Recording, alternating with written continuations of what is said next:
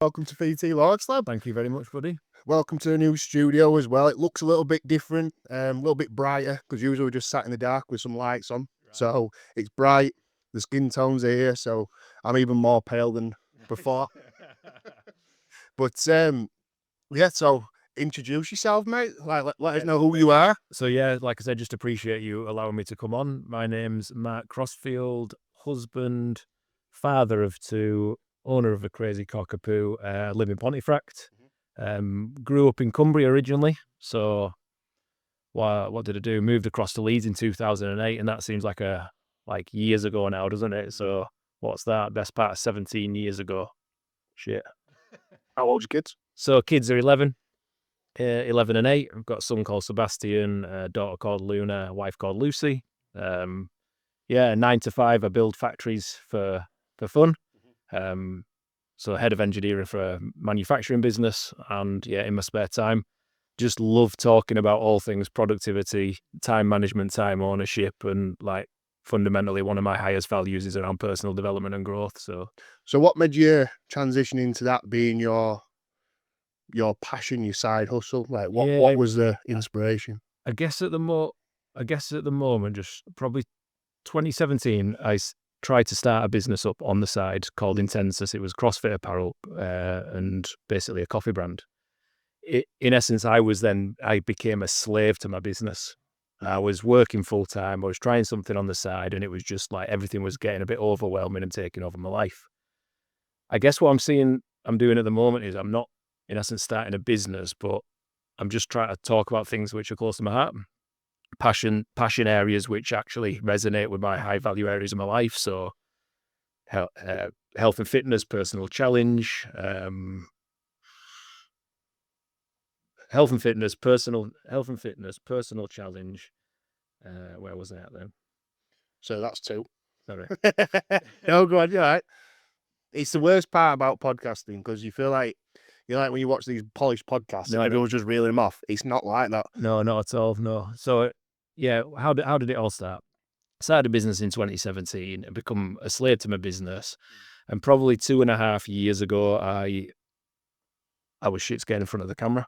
Mm-hmm. I don't like failing at anything. So I just decided to myself, I said, June 2023, I set a challenge to myself to basically get good in front of the camera and build confidence. And like you were saying before, is I started creating content, not really to add value to other people, but to just get better myself. What it ended up doing was I made a commitment to post daily content from 2023 all the way through to the end of 2024. Things started to grow. I had certain eyes on it. Yeah, take us back to, obviously, you said you start getting eyes on you in your 9 to 5 from what you're doing on the side. Yeah, I basically had a bit of a wobble with my content creation at the end of 2024, and I took probably 4 or 5 months out this year. That just enabled me to realign what I was trying to do. And fundamentally what I was doing, I was creating content for myself at first, and then getting quite a lot of interest in the messages I was talking around. Mm-hmm. I love personal development challenge. I'm a absolutely ninja at productivity, calendar management, and managing my life like a business. And what I did was I had a bit of a wobble at the start of the year, and then I took some time to reset, reflect, and recalibrate myself. And then, to be honest, since what we're in now, best part of November, from May onwards, I've doubled down on my content creation and really started to think around how I can create videos and content which can help other people. Mm-hmm. Rather than it be solely for me, I've just been doubling down on getting in front of the camera, talking about the messages which are close to my heart, and trying to add value to other people's lives. Yeah, I mean, your content, when I watch it, you speak very directly to business owners. Yeah. And you speak very directly to people that are trying to optimize. And I've got a couple of your quotes down here, because I'd really like you to break it down, because I think understanding it and putting it in practice, when you watch it on a video, it all makes sense. Yeah. But I suppose half of your job is applying this knowledge. And when it comes to fitness industry, which is obviously our niche, I mean, I still do it now. I am very much in chaos mode at all times. Fight or flight. We're running the gym. we're building this business. I've got my own PT business, and then I'm working on student finance, Ryan's boxing. We've got all these plates spinning, and it's really hard to differentiate what takes priority that week, what doesn't, because you've got the dream, you've got the graft, you've got it's the 80 and the 20. You know, 80% is paying bills, 80% is getting by, and the other 20% is trying to scale, grow, and more. Yeah. But a lot of stuff falls into the 80, what should fall into the 20, and vice versa. What we think is important, what we always gravitate to what's urgent versus what's important, and the important things we 9 times out of 10 we kick the can down the road, which catches us off at a later time. Yeah, it's, I suppose you can't learn how to get better until you're in the deep waters. I don't actually know this, but with the clients that you work with, I imagine they've already hit a wall before they start working with you, rather than someone who's fresh getting these lessons to start with. That's absolutely right. Like, we react to things when there's a pull and a need to do that, don't we? So it's when whether people or businesses are distracted, are in essence running around like busy fools. That's when the need for change is greater than the change is required. So I do like this term. I want you to break it down for me. What is a busy fool? A busy fool, I can imagine, when I look back at myself when I was trying to be present with my family back in 2017, keep my 9 to 5 and build a side business. A busy fool is just rinsing and repeating the same thing constantly, like a hamster going around a wheel. Someone who's being scatty, they're in fight or flight, and they're turning up very in like a stress, anxious kind of way. And whenever you're in that mode, you do not make the best decisions. You make knee-jerk decisions on the cuff, and they're not very well thought out. Yeah, so the fight or flight is basically you're trying to put out this fire, you're trying to close this deal, you're trying to send these emails, and the day already gets away from you, and then you get to the end of the day, it's like, I haven't completed anything, because you're constantly just running around trying to get a hold of everything. Absolutely, and it's in those times that it's even more important to pause and reflect. You think you don't have time in those moments, but it's those moments when you need to do it more. Would you say there's a majority that goes through this on a daily basis? From what I've seen, there's definitely I've seen a lot of busy mums who are struggling to take control of their life, who are prioritizing everyone else other than themselves. And I worked with a client a few months ago where actually it was simple as going, right, let's sit down on a Sunday for just 30 minutes and think around how your week looks the next week. And when people always use the excuse, I don't have time, but actually everyone's got 30 minutes to be able to block a bit of self-reflection in their calendar, to pause and just get themselves off the hamster wheel for a minute, understand the direction they want to go, and then jump back on. Yeah, it's such a crazy craft, because I'm still in the deep end of it half the time. And another factor is when you bring kids into the equation, you've got your home life as well. I find it very, very hard to find a switch off point as well. Because, you wake up, you're thinking about it, you go to bed, you're thinking about the next day. I mean, even if it's not in a negative sense, like, I had the podcast today, I had to get it all set up, I know what I want to talk about, and then my daughter started coughing, she started crying, she stayed up half the night, and then you're thinking, oh my God, this is chaos, how are we going to get...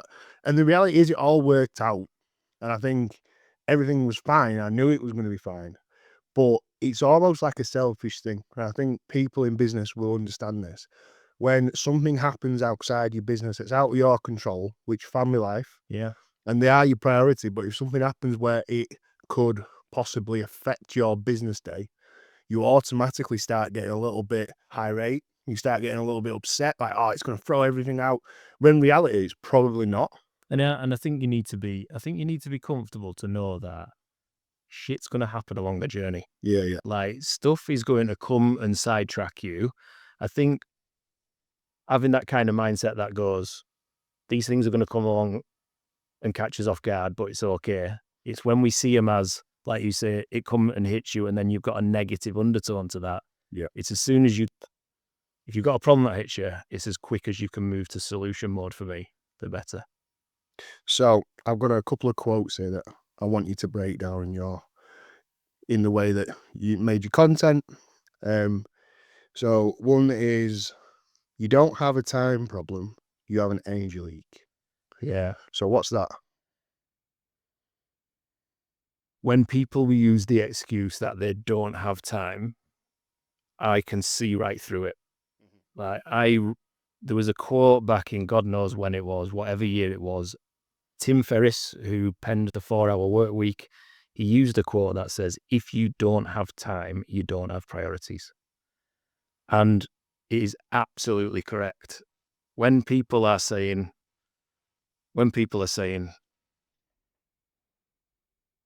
"Mark, I don't have time to do that.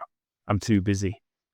Actually, if you pause and realize, if you're Elon Musk, if you're Donald Trump, if you are Boris Johnson in COVID, every one of us has got the same amount of time.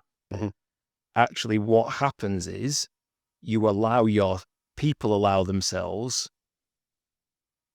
to be dragged into other people's priorities, and actually they suck their time and energy from them.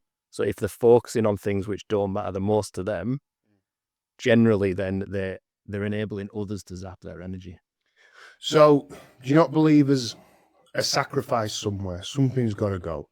It's like something's got to go in your day to be able to make the time work, because again, there's only so many hours a day. For us building businesses, it's usually all hours of the day. Yeah. You know, we try get up. We try get up earlier in the morning. We try, stay up later at night, and it ends up just taking away from us. Yeah, and there's this piece for me around boundaries, and actually 2 years ago you heard the word work-life balance quite a lot, didn't you? Like, we need to have a work-life balance, but actually, like, someone like you that owns a business, it doesn't matter, like, if it's a 24/7 thing, and if it's a passion project for you, that's absolutely fine. Like, from when you say around an energy leak, for me, your energy is leaked when you're focusing on things that don't matter the most to you. When you are solely focused on driving a passion project or something which is really important, you'll stay up. Make it, trying to improve it, and then problem is when we put the lights on, it didn't look bright enough. Yeah. So we still got a little bit of That's good. technical things to work out, especially the camera, obviously. Actions over perception, the 5-minute rule. God, now you're asking me to remember something. Oh God, I forgot about that one. I'd churn out that much content. I forgot about that one. So what I took away from this is you're trying to produce stuff. So I put it in terms of do the thing rather than trying to be good at the thing. Yeah, and that people get caught up in planning and perfect planning and waiting for the perfect time to start something. Like, based on my experiences, don't overthink the thing you're trying to do, and just get started with the first small step. Yeah. If you wanted to set off with a big challenge, right? I want to climb Mount Everest. You're not going to go and take on the 3 peaks in the UK or Yorkshire 3 peaks the next morning, are you? You need to kind of go, always have one sight of the end goal. Know that time frame between where you are now versus where you want to get to, and just identify that first small step to get started. Yeah. Your to-do list is lying to you. So I like this one because I'm a big to-do list person, and it doesn't serve me quite well. It usually starts off about a week, and then it's like a habit tracker. Now, in our industry, we teach our clients to track the habits, but we usually go for small goals. So every day, try to hit 10,000. Yeah. When it comes to a business habit tracker, it's, try and get content every week. Try and get up every day. Make sure you train before everyone else. Try and send those emails early in the morning. Try and do this, try and do that. And then, other factors come into life. Yeah. This one was a bit of a tongue-in-cheek post, and to be honest, I got told off by the wife for posting this one because she was like, she live and dies by her to-do list. Yeah, imagine it would spark a couple of debates. It sparked a couple of controversy because it's like Marmite, isn't it? You either live and die by your to-do list or you have other systems and processes. Yeah. So what I found when was it, 2020, I was doing a lot of paper-based journaling. I was doing paper-based to-dos. I was managing my diary, my calendar, probably half digitally and half on a bit of paper. What I found was I was getting to the end of the day. Sometimes you think you need to do something and actually you don't. And when you think you need to do something, you write it down. Yeah. What I was doing, I was getting to the end of the day and probably still having 40-50% of the things I thought I needed to do in that day still on my to-do list. That was causing massive amounts of overwhelm. I'm an absolute terrible writer. I've got like doctor's handwriting. So one thing was really annoying me, the fact that I had to then rewrite all of those to-do lists in another to-do list on the next page. Yeah. At one point in 2020, I just got a little bit frustrated about my daily to-do list, and I thought, sod this. We're in a digital age, and I basically obsoleted my to-do list and went digital. Mm-hmm. So I went fully into time blocking my day. Yep. Anything I need to do from the moment I wake up to the moment I go to sleep that requires greater than 15 minutes of my time goes into my calendar. People look at my calendar and shiver because they're like, how do you live your life like that? Yeah. For me, that's the only reason, as a busy dad with a 9-to-5 trying to follow passion projects outside of work, where I can have all of those moving pieces in my calendar. Mm-hmm. So it was born out of, I guess, a personal frustration from me around writing never endless to-dos, which weren't prioritized. And actually, on the face of it, if you review your to-do list, 40-50% of the time, there's stuff on there that you actually don't need to do. Yeah, and I imagine most people's notes on the phone is like the forgotten abyss. Yeah. You know, just endless things that they're putting the notes that they're going to do, but they never go back to it. You know, he's always tick boxes that are half done. I mean, mine's is absolute chaos. Yeah. It's How stuff. do you manage yours, just out of interest? So a lot of mine's a work in progress. So I pick the main things out of the day. So I put definites, urgency, Yeah. maybes, and then stuff that's non-negotiable. So personal stuff, you know, making sure I eat at certain times, making sure I train at certain times, you know, a walk with my daughter, stuff like that. And then around it, I go, okay, PT clients are here. And then the urgency is make sure I speak to this person about this project, make sure that I plan this next podcast, make sure that I put stuff in place. And then I try and find a day. So usually it's a weekend, maybe a night, Yeah. where the heavy stuff, so maybe like content writing, content planning, put that into practice. It's got relatively easier. Still find sometimes, so especially with filming podcasts, we started off saying we're going to release one every week, Yeah. and then stuff happens, and then you might film 2 a week, and then none the next week. But I always go down the sense of urgency, and then your priorities from highest to lowest. And do you find you're most creative on an evening? I feel like it's where it's either first thing on the morning before everyone's out of bed, or last thing at night. Yeah. Because in the day, I feel like it's just too much noise. Yeah, absolutely agree. When you said how you brought those down, I do that very similar myself. So you've got your non-negotiables in life that mean that you turn up and be present with the people and bring your best self to others. So every morning I make sure I get up and have half an hour reflection time to get my head straight for the day ahead. Make sure I'm moving and training every day. And actually, I know if I do those non-negotiables before the world awakes, you end up like being dangerous throughout the day in a good way. Like you turn up better for people, the people around you. If you're in a good place, you can give your best self to others.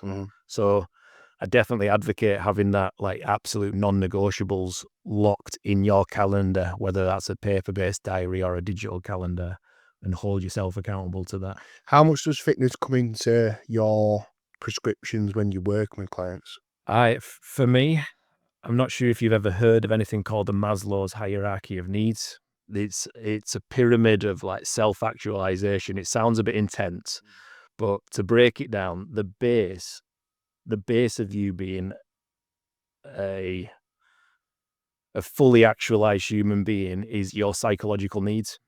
you need to make sure you are feeding yourself well, getting the right hydration and moving.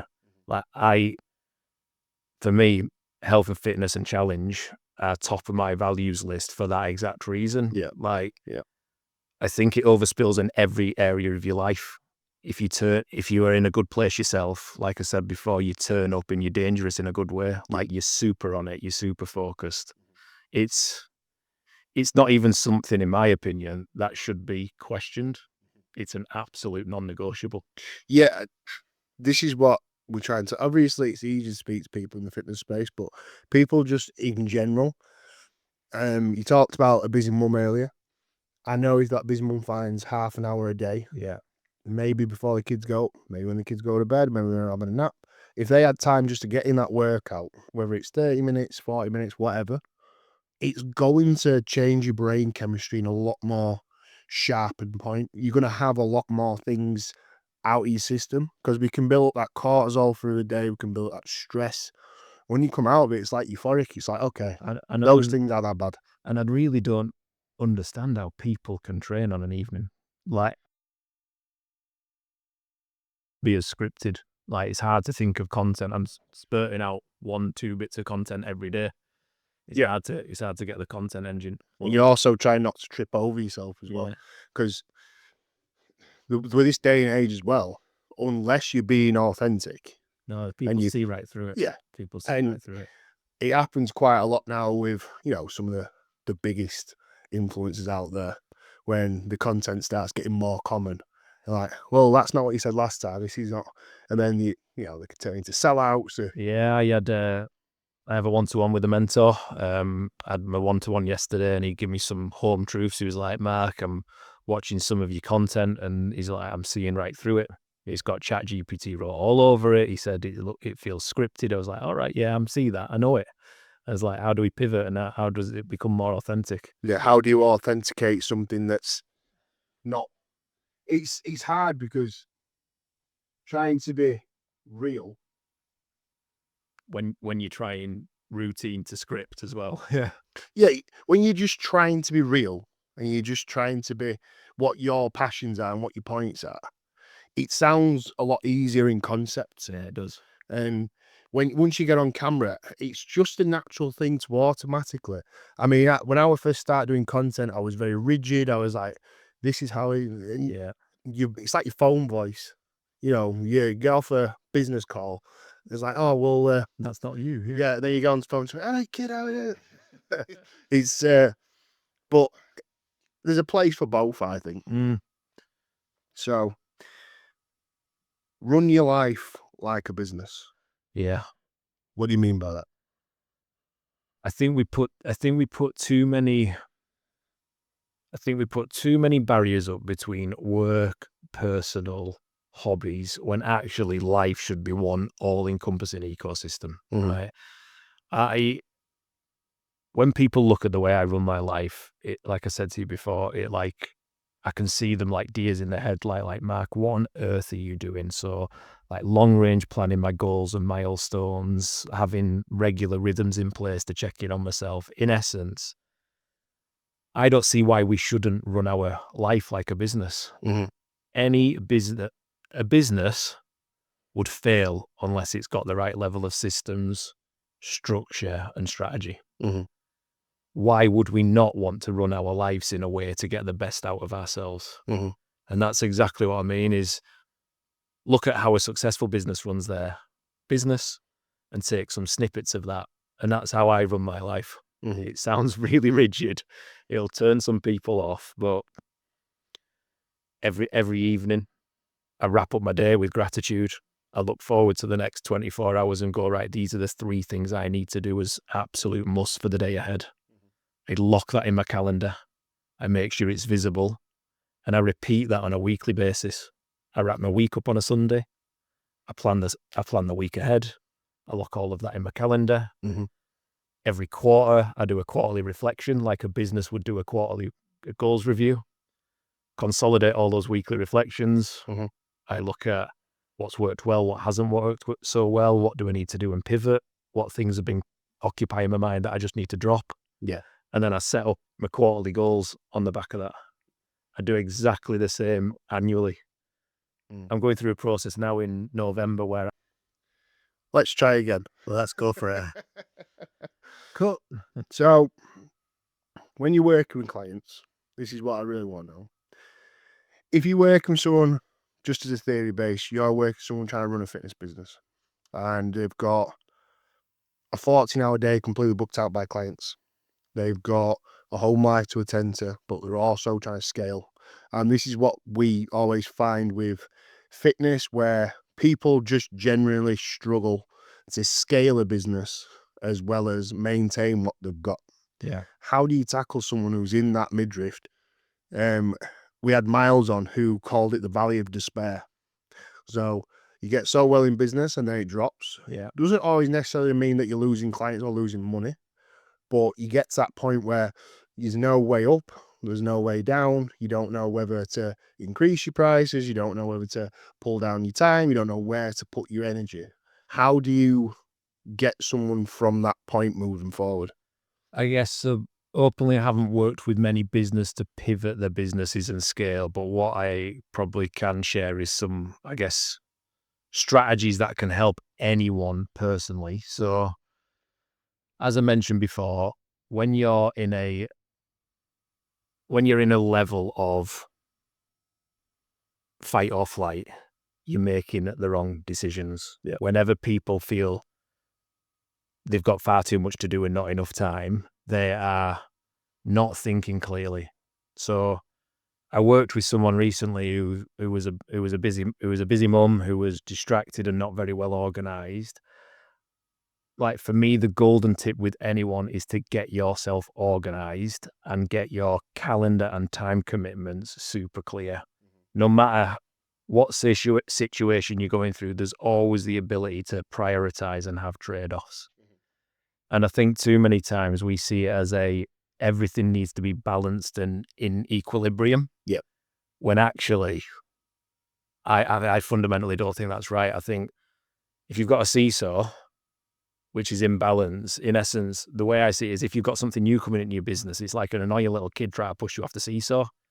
Actually, what you don't want to do is you don't want to invite them on the seesaw to keep things balanced. You want to kind of push things to one side. Yeah. So I guess the advice I would give is, it's almost, if it's across any area of your life, if it's across any area of your business, you need to make some hard calls and say no at some point in time. Boundaries. Yeah. Like, I call it flexibility within a framework. Mm-hmm. Mm-hmm. It's so easy to let everything build. Like, when you're building a business, when you're building yourself personally, it's so easy to let things all encompass just take over. Yeah. But you need to stop, pause, reflect, reset, and re-energize. And part of that means saying no to some things and making some tough decisions on how you handle the other things. Yeah. So essentially, I mean, I think the hardest part is, and this is what I've come to understand, is knowing the things that you should say no to, knowing the things that you know is not going to bring you much energy. Because I always saw myself as a yes man because I wanted the opportunities. And then you say yes to the stuff, and I don't think you realize until it's almost too late that you might have wasted your time. Yeah. But that tends to build a callus. And I think that's the most important thing that I would take away from today personally, is that you don't realize these things until you've done it. Now, there can be precautions. You can definitely have some stuff that you can have mentally fixed where you could go, I can see this coming, Yeah. and I can avoid it. And I love the term calloused. I read David Goggins' book, and he talks around going through hardship to callous the mind. Yeah. You need to go through the hard times in life to callous and build that experience. And like you say, you don't get it right first time. We'd be robots if we could say we could proactively sort everything else out. But it's making sure that you get to a point where actually you pause, reflect, and recalibrate before you go over the tipping point. Yeah. Because we can course correct things, but we need to make sure we put a sticking plaster on before we then heal the wound. Yeah. We had an interesting quote as well, that a flight is it's always off course, but it always reaches its destination. Yeah. It's course corrected 90% of the time. And And that's life, that's business, isn't it? Yeah, I think absolutely. it is a good analogy to relate life to business, and you can sort of reverse engineer it, saying, well, how you run your life. You have good days, you have bad days, you have days where you think nothing can get better, and then you have days of despair. Yeah. I think you run that scenario of your business all the time. The same values, the same data can give you a different reaction based on how you're feeling at that time. Yeah, and I love a good analogy. And like you talk around a plane needing to be course correct. Sometimes I see people like using the analogy of being in a car Mm. with a foot on the accelerator, slamming down the M6 at 100 mile an hour, Yeah. not stopping for the services for a rest. They're going all the way to the south of France and they're just going 100 mile an hour and just like driving themselves into the ground. Yeah, yeah. Like you'd never do that, would you? No. Like, you need to make sure that you're planning your route Yeah. and 100%. you are stopping along the way. And even to a degree of it's gonna be all right. I mean, you can count your failures on a list, can't you? Quite easily, it's all stuff that you did wrong. But how do you count the things that you've done right and that are Yeah. moving in the right direction?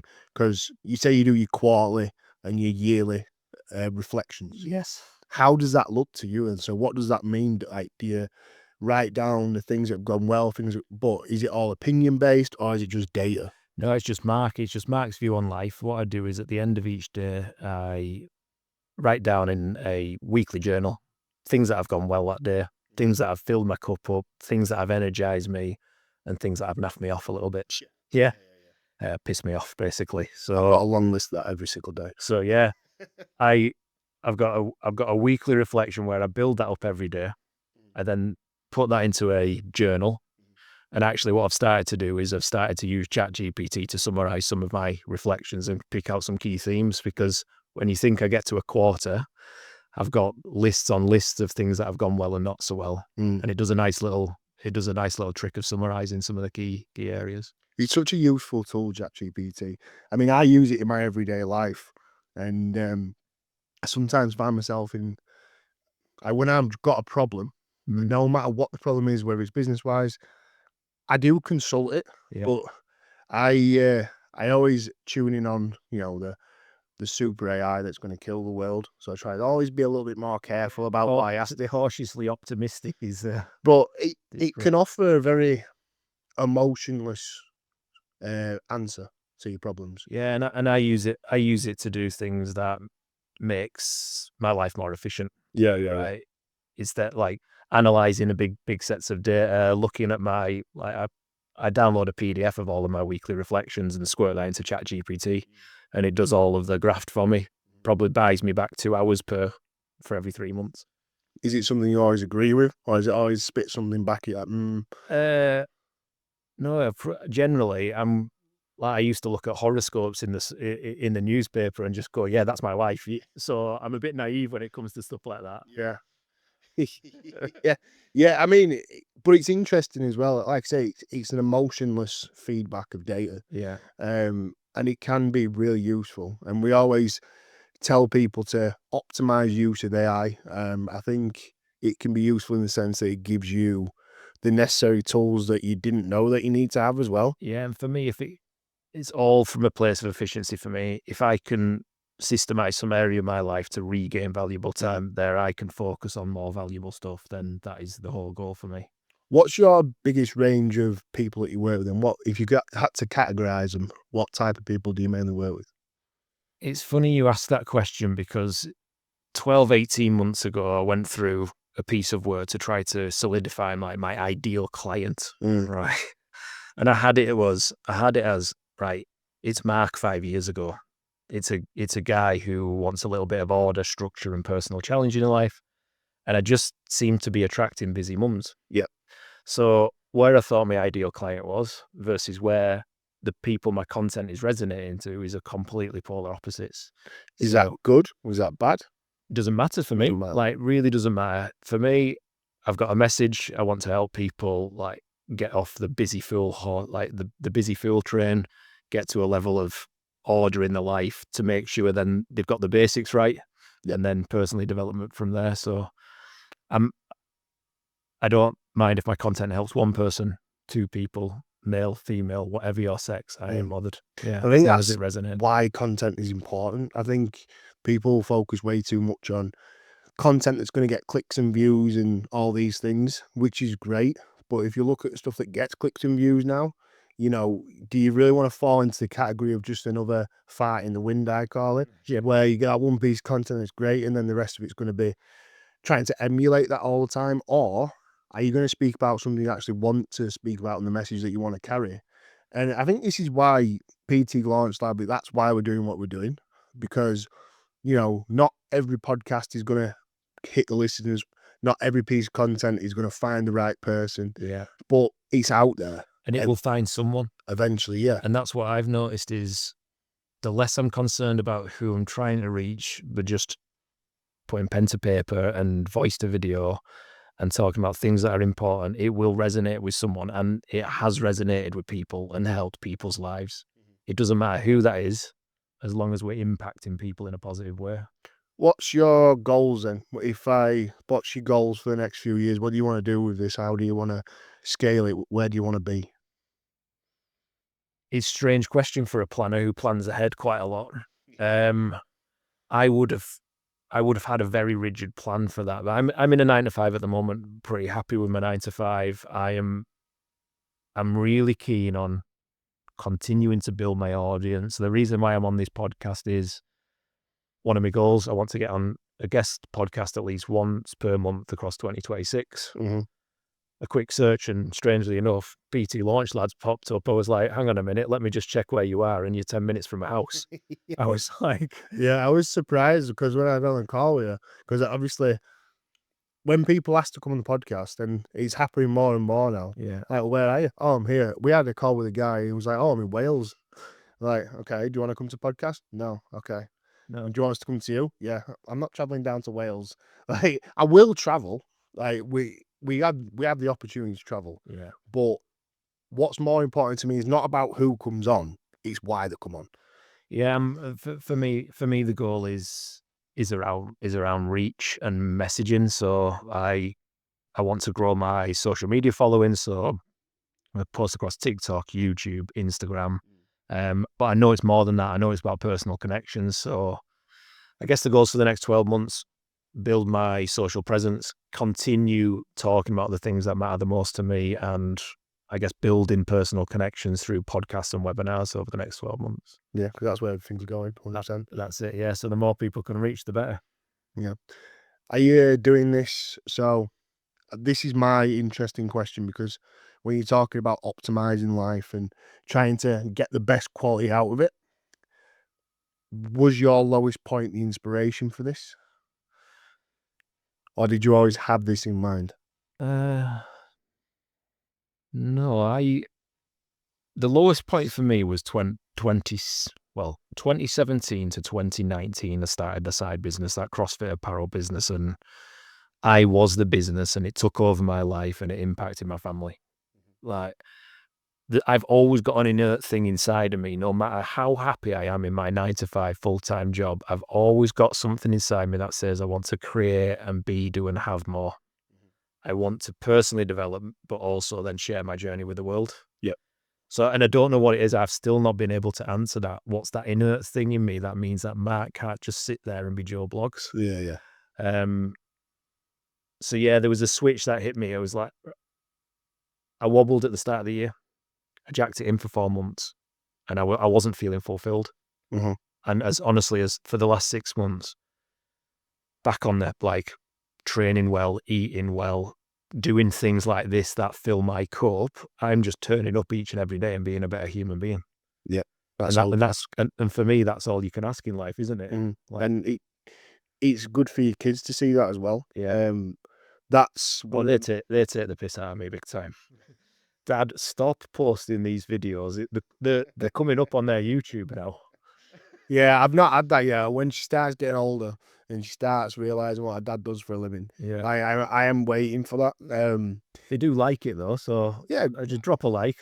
I think it's just because you're the dad. Yeah, Like, dad at home and dad on these social media posts are going to be two different people. correct. And everyone at home's always different.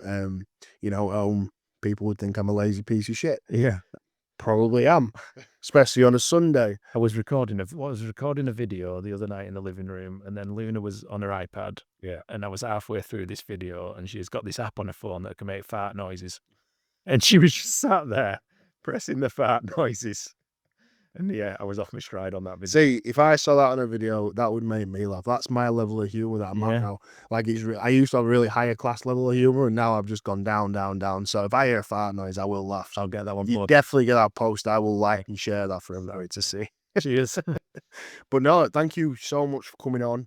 But if you've got one bit of advice for, let's say, our audience, the PT audience out there, what would it be? What wisdom can you impart before you go? Yeah, I think the final piece of advice is you do have time.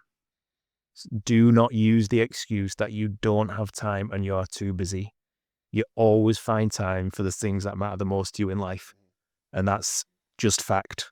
So the final piece of advice is the next time you're about to say you don't have time, think before you say it and understand what the real reason is.